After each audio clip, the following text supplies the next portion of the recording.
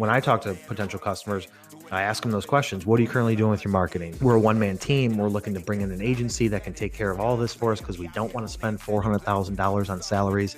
And they turn to us and say, we can spend a lot less if we hire an agency that has all those people. And so once we start going through that, it's like, okay, now what's your budget? And I don't ask the budget question to just be insulting. Depending on your budget, depending on what you're looking to spend, there's different solutions for that.